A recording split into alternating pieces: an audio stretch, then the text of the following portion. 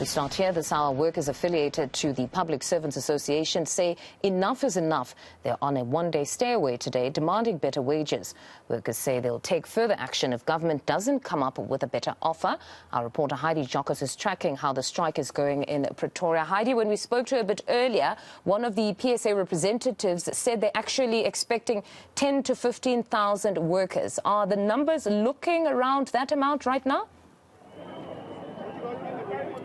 Yes, Mfundo, it seems as though the numbers are starting to pick up. They are going to start marching from here to from Home Affairs to National Treasury. So it's quite a long walk here in Pretoria, but this is, of course, all in an attempt to try and get the message across to government. Unfortunately, the truck is now in the way, but there was quite a clear image of how many people have decided to gather here and support this particular march, but they are, of course, expecting thousands together. They are expecting more buses to arrive from other provinces and the northwest. But as you can see, they have started marching, and it's starting to get a bit difficult because they're starting to move through. But as you can see, they have started marching, and they're asking for that 6.5% increase.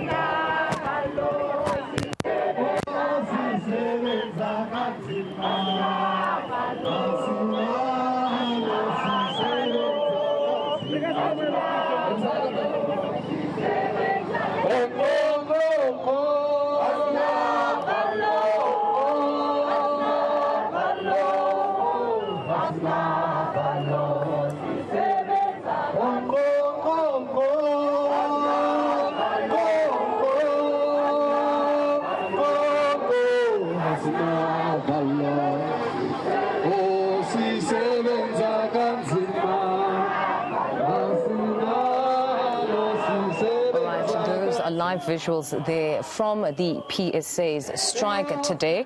They're unrelenting. They want that 6.5%, having come down from 10%, but government remaining firm, saying they only have 3% to offer, given the financial constraints that the country is currently under.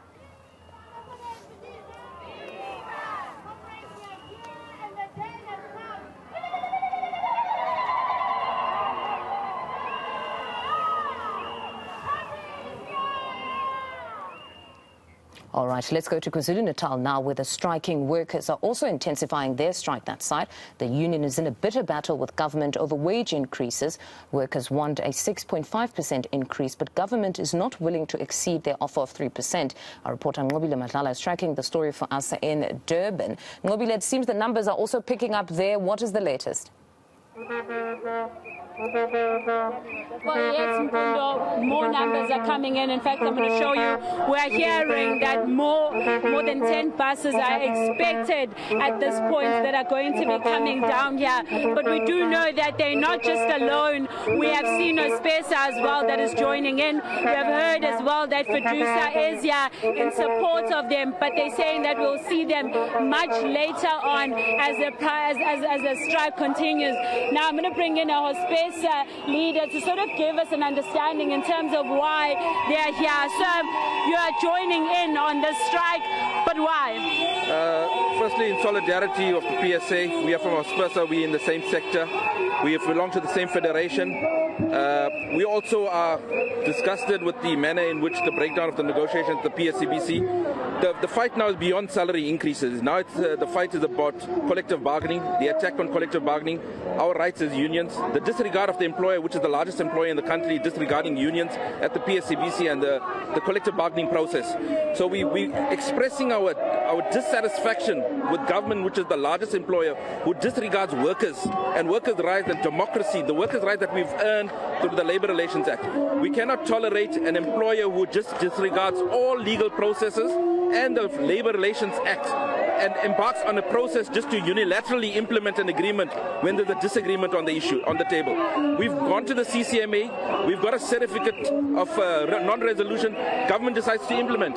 We're not tolerating it because we cannot let that go unchallenged. So we are putting up a stand, we are registering that we cannot tolerate this type of behavior by an employer, and we are saying that enough is enough. The public sector has come from a very difficult time. They've had below inflation increases for the last 3 years. In fact, they never had an increase in 2020. And the public sector, our members, who are mainly nurses and in hospitals and also ambulances, emergency medical practitioners, etc., they were the forefront runners of the COVID-19 pandemic. They were not allowed to stay at home and work at home. Yet they are being treated in a manner which is so disgusting by the employer. So we're saying enough is enough and we need to take a stand. And this is the first of many actions that are coming from all the labour unions, including ourselves at SPERSA. Our federation is also registering our plight for our members, because if we do not take a stand this year, next year we're going to face similar circumstances. So we're saying enough is enough. Government can't do what they're doing, and we're saying they need to stop and come back to the table and renegotiate. And in terms of the members that you are representing, how many of them are you representing, and what are they hoping for at the end of this strike? We represent more than 50,000 members in the health sector. We've got in private health as well. And what they're expecting out of this is, firstly, that we want to protect the integrity of our collective bargaining process at the PSABC. And secondly, we want the employer to sharpen their pencils on the deal that's been offered on the table. You cannot have a sector who's had below inflation increases for the last 2 years and you want to give a third year a below inflation increase again. So we're saying enough is enough. They need to relook at the percentage that's been offered, and they also need to look at making the percentage a pensionable percentage, because they want to give an increase which is non-pensionable. And that's had far-reaching consequences for our members in the public sector. So we're saying this what the employer is doing here is going to spill over into the private sector, because if we don't take a stand here, private sector employers are also going to do the thing. And like we say, we got members in the private healthcare industry as well. Taking a stand, thank you very much. I want to bring in National PSA spokesperson. I mean, you coming from the national level, and one would expect that at this point, because we have heard that the government has said that the 1,000 rand is given to PSA, to the members in the public sector, that would be enough. Is that enough, and could that be taken away from you? Well, the current agreement makes provision that the cash gratuity will come to an end on 31st of March 2023. And that if that comes to an end, public servants will be severely out of pocket itself. I think what government fails to understand, that we made a compromise last year on the cash gratuity. Instead of getting a pensionable salary increase, we agreed on a cash gratuity, and now the government wants to take that away. So come next year, public servants will be severely out of pocket if that cash gratuity is taken away. I think we're still amenable to talk. We don't want strike action to continue. We know it will be detrimental to the economy, but we're saying to government, come to the table. We can surely find one another. By you unilaterally implementing the offer that's on the table, you've angered the unions, you've infuriated us. The fact that it's going to be paid on the 15th of November, our members are definitely going to continue with the industrial action come to after today. We've given government 7 days to respond to my demands. If they don't respond to our demands, we'll continue with our industrial action. Tell me why 3% is a problem. Well, you will understand, everybody keeps complaining that government employees used to get an inflation-linked salary over the years. You must remember, we negotiated in good faith with the employer. At that time, the economy was conducive to conclude an agreement that was inflation-linked. At this time, we understand the situation of the economy itself. But over the last 3-4 years, we've been getting an increase far below inflation. We're actually demanding a below inflation-linked salary increase for this year itself. Yet government cannot meet it. The government is at 3% at this stage, whereas we are asking 6.5%. So if they can come closer to where our demand is, I'm sure we can take it back to our members, and members can reconsider the offer itself. So whilst this strike continues, and of course in 7 days we're hoping that you are going to get that reply you need and could potentially not as well, what does this mean for anyone who's at home? Well, basically, in the event of your strike action, we've got to make some sacrifice at the end of the day. At the end of the day, the longer we strike, our members are not going to be paid. So even if we do reach a compromise on the salary increase, they will still be worse off by not getting paid for the days that they are on strike action. So it's a lose-lose situation, not only for the union but for government as well. So that's why we're appealing to government to come to the table, let us find a solution as soon as possible before we get into next year's negotiations. So in an event that you continue with the strike, will that be a protected one? The strike is protected for as long as we're on the street, as long as our demand is not made. The only downfall is a situation of no work, no pay, as you alluded to. So that's a down effect. Unfortunately, members will have to make a sacrifice at the end of the day, and we can't sustain the strike itself because it's detrimental not only to us but to the economy as well. So we're asking the government and saying to them, come to the table, let us try and find a solution. And just before I let you go, I want you to unpack a bit the part where you say it's detrimental to the economy. To what extent and what exactly?